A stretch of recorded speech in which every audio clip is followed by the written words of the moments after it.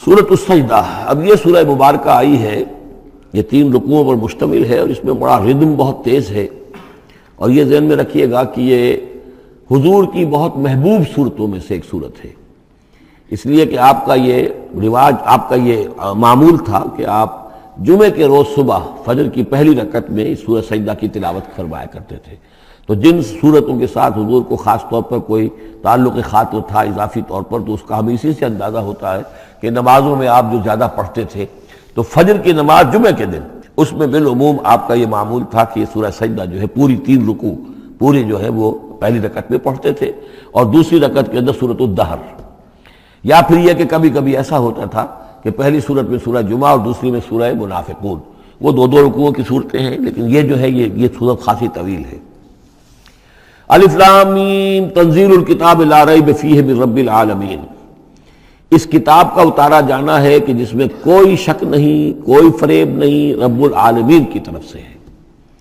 ام یقولون افتراہ، کیا یہ کہتے ہیں کہ یہ محمد نے خود گھڑ لی ہے صلی اللہ علیہ وسلم، خود لکھ لی ہے؟ بل هو الحق من ربک، نہیں، یہ الحق ہے تیرے رب کی طرف سے۔ لتنذر قوما ما اتاہم من نذیر، تاکہ خبردار کر دیں آپ اے نبی اس قوم کو کہ جس کے پاس کوئی نبی پہلے نہیں آیا، کوئی خبردار کرنے والا نہیں آیا۔ حضرت اسماعیل سے لے کر اور حضرت محمد تک بڑے طویل عرصے تک کوئی نبی اس نسل میں نہیں آیا، اس قوم میں نہیں آیا۔ لعلہم یہتدون، آپ خبردار کریں انہیں شاید تاکہ وہ ہدایت پائیں، شاید کہ وہ ہدایت پائیں، تاکہ وہ ہدایت پائیں۔ اللہ الذی خلق السماوات والارض وما بینہما فی 6 ایام، اللہ وہ ہے کہ جس نے پیدا کیا آسمانوں کو اور زمین کو اور جو کچھ ان دونوں کے مابین ہے 6 دنوں میں۔ ثم استوى علی العرش، پھر وہ متمکن ہو گیا تخت حکومت پر، تخت پر۔ ما لکم من دونہ من ولی، نہیں ہے تمہارے لیے اس کے مقابلے میں من ولی ولا شفیع، یہاں دون کا لفظ جو ہے مقابلے میں، اس کے خلاف، یعنی جب کہ وہ پکڑے تمہیں سزا دینا چاہے تو اس کے اس فیصلے کے کوئی آڑے نہیں آ سکتا، نہ کوئی ولی اور نہ کوئی شفیع۔ افلا تتذکرون، تو کیا تم تذکر نہیں کرتے، سمجھتے نہیں ہو، عقل سے کام نہیں لیتے؟ یدبر الامر من السماء الى الارض، وہ تدبیر کرتا ہے امر کی آسمان سے زمین کی طرف۔ ظاہر بات ہے کہ اللہ تعالیٰ کے جو فیصلے ہوتے ہیں، اور اس میں ایک تو ہے 1000 سال کا ایک نقشہ ہے جو اللہ بناتا ہے، پلاننگ ہے، جو اللہ کا ایک دن ہے، لیکن یہ کہ ہمارے حساب سے جو 1 سال ہے، اس کے لیے بھی جو لیلۃ القدر آتی ہے، وہ در حقیقت وہ اس سال کا بجٹ سیشن ہے کہ اس 1000 سال میں سے اس سال کے اندر کیا کیا ہونا ہے۔ تو اس طریقے سے اللہ تعالیٰ کا جو عالمی حکومت کا نظام ہے، اس میں اس طریقے کی پلاننگ ہے۔ یدبر الامر من السماء الى الارض، وہ تدبیر کرتا ہے اپنے امر کی آسمان سے زمین کی طرف، فرشتے اترتے ہیں احکام کو لے کر کہ اب یہ کام یہاں پر ہونے ہیں، یہ امپلیمنٹیشن ہونی ہے۔ ثم یعرج الیہ، پھر وہ چڑھتا ہے اس کی جانب، جب یہ کام ہو گئے تو رپورٹیں جو ہیں وہ اللہ تعالیٰ کی جناب میں پھر پیش ہونے کے لیے جا رہی ہیں۔ فی یوم، اور یہ سارا معاملہ ہے ایک دن میں، مقدارہ 1000 سنۃ مما تعدون، جس کی مقدار ہے تمہارے حساب سے جو تم گنتی کرتے ہو تو 1000 برس۔ اب یہ سورہ حج میں بھی یہ آیت آ چکی ہے، ان یوما عند ربک کالف سنۃ مما تعدون،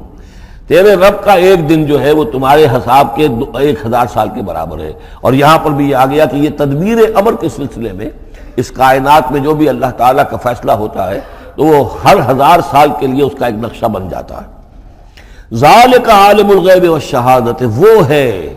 وہ ہستی ہے جاننے والی ہر چھپی چیز کی اور ہر سامنے کی چیز کی، العزیز جو زبردست ہے، الرحیم رحم فرمانے والی ہے۔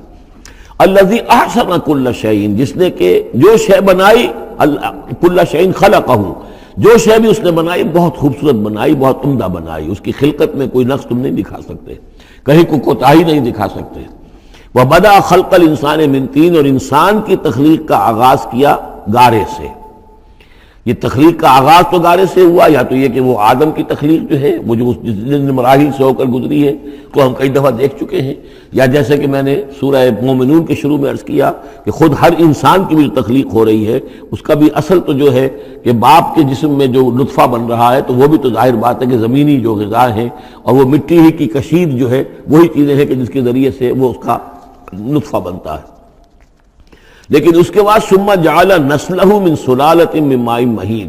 پھر یہ جو نسل چلی ہے آدم کی علیہ الصلوۃ والسلام، اب یہ چلی ہے اس بے قدر پانی کی کہ نچڑا ہوا پانی جو ہے سلالۃ من ماء مہین، اس سے اب یہ نسل آگے چل رہی ہے۔ پہلا مرحلہ آدم کا، مٹی سے آدم تک، اب آدم سے آگے جو تناسل کا معاملہ چل رہا ہے، نوع انسانی کا ریپروڈکشن جس نظام سے ہو رہی ہے، اس کا یہ نسل جو ہے اس میں یہ ذریعہ بن رہا ہے۔ ثم سواہ ونفخ فیہ من روحہ، اب یہاں سما جو آ رہا ہے گویا کہ نسل انسانی میں سے جو بھی کوئی ایک بچہ جو ہے اس کو اللہ تعالیٰ اس کی نوک پلک سنوار دیتا ہے، وَنَفَخَ فِيهِ مِن رُوحِهِ، اور اس میں پھر پھونکتا ہے اپنی روح میں سے۔ یہ میں عرض کر چکا ہوں کہ یہ حدیث نبوی سے جو بڑی پختہ حدیث ہے حضرت عبداللہ ابن مسعود رضی اللہ تعالیٰ عنہ سے، اس میں یہ ہے کہ 40 دن نطفے کی شکل ہے، 40 دن مضغہ ہے، بلکہ درمیان میں علقہ ہے، اور پھر 120 دن کے بعد اللہ تعالیٰ فرشتے کو بھیجتا ہے جو اس میں روح پھونکتا ہے۔ وَنَفَخَ فِيهِ مِن رُوحِهِ وَجَعَلَ لَكُمُ السَّمْعَ وَالْأَبْصَارَ وَالْأَفْئِدَةَ، اور اس نے تمہارے لیے بنا دیے ہیں کان بھی اور آنکھیں بھی، اور تمہیں عقل بھی دی ہے، یا دل بھی، جو بھی چاہے کہہ لیں، اس لیے کہ دل کی بھی ایک عقل ہے اور ایک عقل حیوانی ہے۔ قَلِيلًا مَا تَشْكُرُونَ، بہت ہی کم ہے جو شکر تم کرتے ہو۔ وَقَالُوا أَإِذَا ضَلَلْنَا فِي الْأَرْضِ أَإِنَّا لَفِي خَلْقٍ جَدِيدٍ، اور یہ کہتے ہیں کہ جب ہم زمین میں گم ہو جائیں گے، رل مل جائیں گے، مٹی ہو کر مٹی میں مل جائیں گے، تحلیل ہو جائیں گے، اور آج کا کوئی نوجوان کہے گا جبکہ اس کے تو ایٹم جو ہے وہ بھی منتشر ہو گئے، اس کے الیکٹرانز بھی پتہ نہیں کہاں سے کہاں گئے، اب اسی کے جسم سے کھاد بن گئی ہے، وہ اس کا جسم کھاد بن گیا ہے، اور وہ کھاد جو ہے وہ پلانٹس کے اندر آ گئی ہے، اور وہ پلانٹس جو ہیں وہ بکری نے کھا لیے ہیں، اور بکری سے کہیں سے کہاں پہنچ گئے، کیسے جمع ہوں گے اس کے اجزاء۔ وَقَالُوا إِذَا ضَلَلْنَا فِي الْأَرْضِ، جب ہم زمین کے اندر گم ہو جائیں گے، کھوئے جائیں گے، أَإِنَّا لَفِي خَلْقٍ جَدِيدٍ، کیا پھر ہمیں ایک نئی تخلیق جو ہے عطا ہو جائے گی۔ بل ہم بلقاء ربہم کافرون، حقیقت میں یہ اپنے رب کی ملاقات کا انکار کر رہے ہیں، کیونکہ انہیں معلوم ہے کہ ان کے کرتوت کیا ہیں۔ ظاہر بات ہے جس کے دل کے اندر اللہ کے لیے خلوص اور محبت ہے، اور دل را بدل رہیس، تو اسے یہ بھی یقین ہوگا میرا پروردگار بھی مجھ پر شفقت فرمائے گا، رحم فرمائے گا۔ آپ اگر مخلص ہیں اللہ کے ساتھ تو اللہ تعالیٰ کی طرف سے بھی رحمت کی امید ہوگی، تو پھر تو انسان ملنا چاہے گا۔ یہ لوگ انکار کرنا چاہتے ہیں اللہ سے ملاقات کا، اعتراض یہ کر رہے ہیں کیسے ہو سکتا ہے، کیسے پیدا ہو سکتے ہیں، حالانکہ بے وقوف یہ دیکھیں کہ اگر تمہیں وہ پہلی مرتبہ پیدا کر سکتا ہے تو دوبارہ پیدا کرنا کیسے مشکل ہوگا۔ تو تمہیں پہلے بھی پیدا کیا، زمین ہی سے اجزاء آئے ہیں، سارے ایٹمز وہیں سے آئے ہیں، وہیں سے ہو کر تمہارے وجود جو ہے وہ بنا ہے۔ قُلْ يَتَوَفَّاكُم مَلَكُ الْمَوْتِ الَّذِي وُكِّلَ بِكُم، کہہ دیجئے کہ تمہیں قبض کر لے گا وہ فرشتہ جو موت کا فرشتہ ہے، جو تم پر مقرر کر دیا گیا ہے۔ ثم الى ربکم ترجعون، پھر تم اپنے رب کی طرف لوٹا دیے جاؤ گے۔ وَلَوْ تَرَىٰ إِذِ الْمُجْرِمُونَ نَاكِسُو رُءُوسِهِمْ، اور کاش کہ تم دیکھ سکو وہ منظر جبکہ یہ مجرم کھڑے ہوں گے سر ڈالے ہوئے اپنے پروردگار کے سامنے۔ ربنا ابصرنا وسمعنا، وہ کہیں گے پروردگار اب ہم نے دیکھ لیا، حقیقت ہم پر منکشف ہو گئی، اب ہم نے سن لیا، ہر بات جو ہے ہم نے پا لی۔ فرجینا، تو ایک دفعہ ہمیں دنیا میں لوٹا دے، نعمل صالحا، اب ہم نیک عمل کریں گے، انا موقنون، اب ہمیں یقین آ گیا، ایمان کیا، ایمان سے بھی آگے کی بات، اب تو پورا یقین ہمیں حاصل ہو گیا۔ وَلَوْ شِئْنَا لَآتَيْنَا كُلَّ نَفْسٍ هُدَاهَا، اگر اسی طرح ہم نے ہدایت دینی ہوتی پردے اٹھا کر تو دنیا ہی میں ہم سب کو جو ہے ہدایت دے دیتے۔ اب فائدہ جو ہے اب ایمان لانے کا کوئی فائدہ نہیں ہے، اب تو جزا کا وقت ہے، یہ اب وہ امتحان کا وقت ختم ہو چکا۔ وَلَوْ شِئْنَا لَآتَيْنَا كُلَّ نَفْسٍ هُدَاهَا وَلَكِنْ حَقَّ الْقَوْلُ مِنِّي، لیکن میری طرف سے تو یہ میرا فیصلہ جو ہے یہ ثابت ہو چکا ہے، پختہ ہے، صادر ہو چکا ہے۔ لَأَمْلَأَنَّ جَهَنَّمَ مِنَ الْجِنَّةِ وَالنَّاسِ أَجْمَعِينَ، کہ میں جہنم بھی تو میں نے بنائی ہے نا، آخر اس کے لیے بھی مجھے ایندھن چاہیے، تو اب تو یہ کہ تم لوگ اس کا ایندھن بنو گے، اب تو میں جنات اور انسان جو بھی تھے، جو باغی تھے ہمارے، اب ان کو اس جہنم کے اندر جھونک کر رہیں گے۔ فَذُوقُوا بِمَا نَسِيتُمْ لِقَاءَ يَوْمِكُمْ هَٰذَا، اب چکھو ذرا مزہ اس چیز کا جو تم نے آج کے دن کی ملاقات کا انکار کیا یا اسے نظر انداز کیے رکھا۔ انا نسیناکم، ہم نے بھی اب تمہیں نظر انداز کر دیا، اب ہم سے بات نہ کرو، لا تکلمون، اب ہم مجھ سے بات نہ کرو۔ وذوقوا عذاب الخلد بما کنتم تعملون، اور جو کچھ تم کرتے رہے اس کی پاداش میں اب ہمیشگی والا عذاب چکھو۔ انما یؤمن بآیاتنا الذین اذا ذکروا بها، میری ایمان رکھنے والے تو ہماری آیات پر وہ لوگ ہیں کہ جب انہیں ہماری آیات کے ذریعے سے تذکیر کی جاتی ہے، نصیحت کی جاتی ہے، انہیں سنائی جاتی ہے، خروا سجدا، وہ سجدے میں گر پڑتے ہیں، وسبحوا بحمد ربہم، اور وہ اپنے پروردگار کی حمد کے ساتھ تسبیح کرتے ہیں، وہم لا یستکبرون، اور وہ گھمنڈ نہیں کرتے، تکبر نہیں کرتے۔ یہ آیت سجدہ ہے۔ تتجافی جنوبہم عن المضاجع، رات کے اوقات میں ان کے پہلو بستروں سے دور رہتے ہیں، علیحدہ رہتے ہیں رات کو۔ یبیتون لربہم سجدا وقیاما،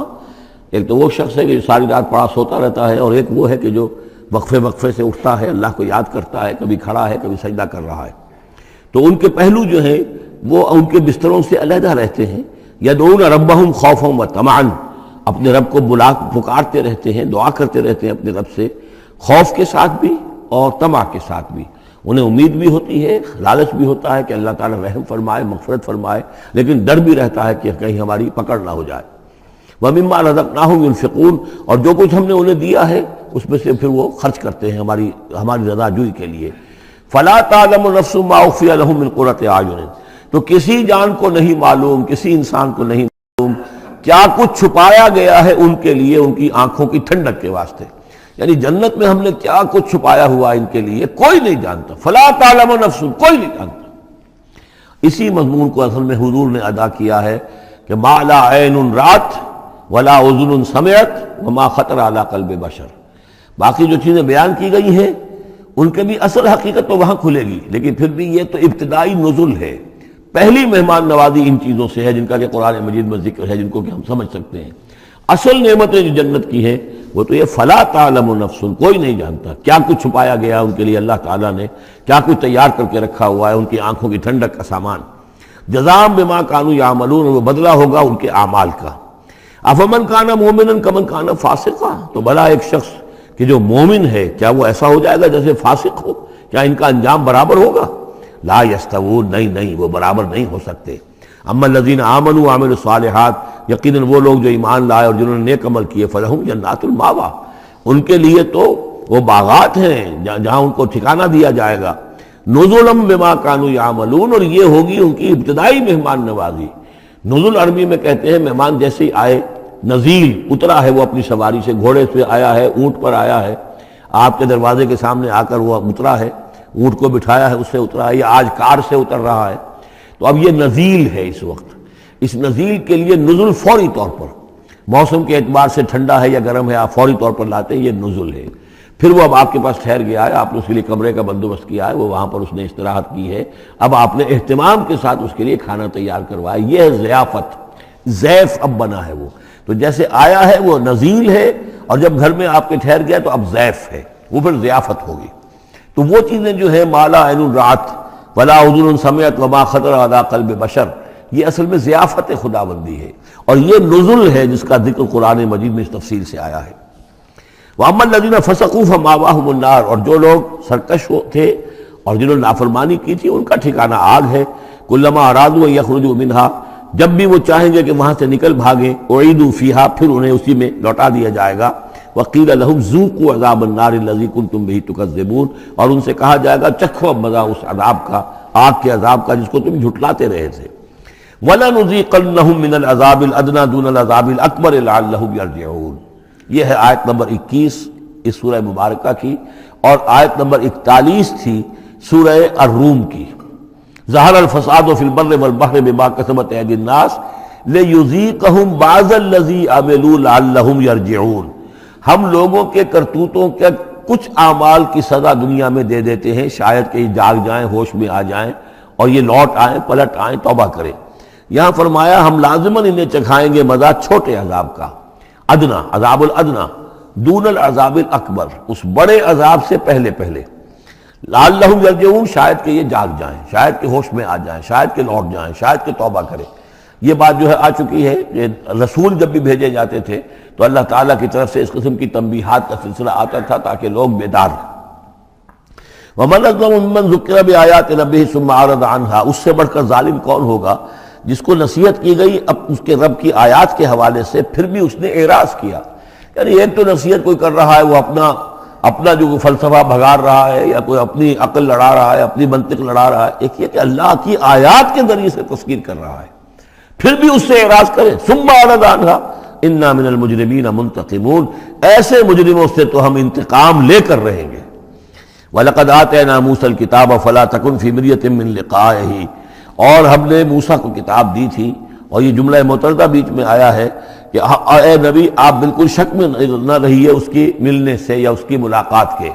اس کا ایک ترجمہ یہ کیا گیا ہے کہ شب معراج میں حضرت موسیٰ سے بھی حضور کی ملاقات ہوئی تھی، تو اس کی طرف اشارہ ہے کہ آپ کی جو ملاقات ہوئی تھی وہ موسیٰ ہی سے ہوئی تھی، اس میں کوئی شک نہ کیجیے۔